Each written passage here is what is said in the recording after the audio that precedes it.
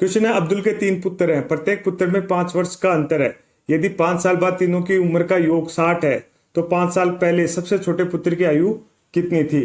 तो आयु से रिलेटेड, समीकरण से रिलेटेड एक आधा क्वेश्चन आपके एग्जाम में जरूर पूछा जाता है, चाहे वो सेंट्रल गवर्नमेंट का एग्जाम हो चाहे स्टेट गवर्नमेंट का एग्जाम हो। ठीक है, अब जो स्टूडेंट प्रो लेवल के स्टूडेंट है वो इस क्वेश्चन को बहुत इजीली कर सकते हैं कि वो मान लेते हैं कि जो सबसे छोटे पुत्र की आयु x है और 5 साल बाद उसकी x+5 हो जाएगी।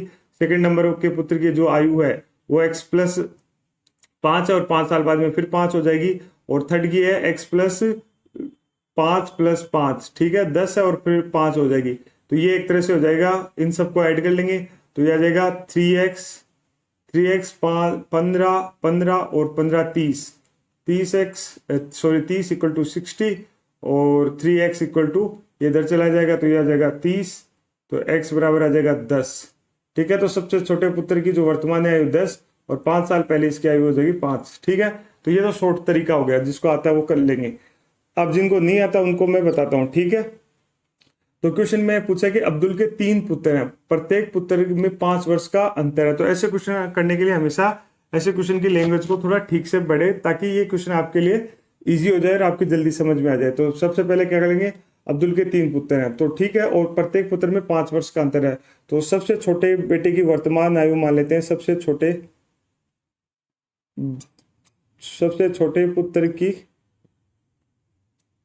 पुत्र की वर्तमान आयु कितनी है, वर्तमान आयु है x। ठीक है, x सबसे छोटे पुत्र की। फिर वो कह रहा है यदि 5 साल और दोनों अंतर, फिर सेकंड नंबर के सेकंड पुत्र की आयु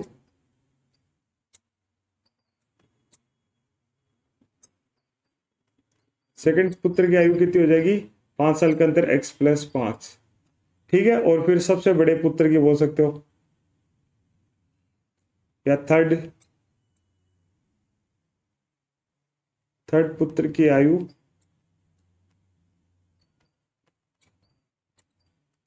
हो जाएगी इसमें x+5 और फिर 5 का अंतर। ठीक है, ये तो उसके तीनों पुत्रों की आयु होगी, सबसे छोटे की, फिर सेकंड नंबर की और सबसे बड़े की।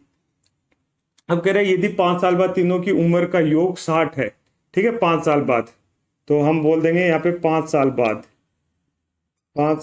बाद समीकरण बनाएंगे। तो जो समीकरण बनेगा वो होगा समीकरण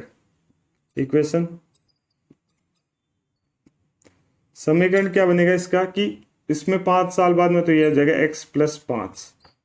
ठीक है, प्लस इसमें x+5 में फिर 5 ऐड कर देंगे 5। ठीक है, और ये 10 हो जाएगा एक तरह से, तो ये हो जाएगा x+10 और ये plus x+10 plus 5 equal to कितना है, 60। अब इन सबको ऐड करेंगे तो ये x+5 plus x+10 plus x+15 equal to 60 करेंगे तो यह जगह 5 10 15 30 और ये x और 3x प्लस 30 इक्वल टू 60। ये 30 इधर चला गया तो ये बच गया 3x और ये माइनस हो जाएगा फिर 30, तो यहाँ पे 30 बच गया, तो x की वैल्यू आ गई 30/3 इक्वल टू 10।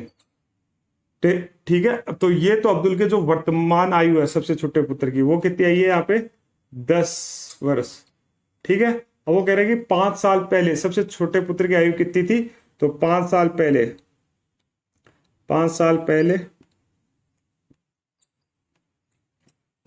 हो जाएगी 10 - 5 इक्वल टू 5 वर्ष, क्योंकि हमने जो एज्यूम किया वो की है वर्तमान आयु, वो है 10 वर्ष, x की वैल्यू ये 10 वर्ष, और क्वेश्चन में पूछा है तो 5 साल पहले सबसे छोटे पुत्र की आयु कितनी थी, वो थी 5 वर्ष।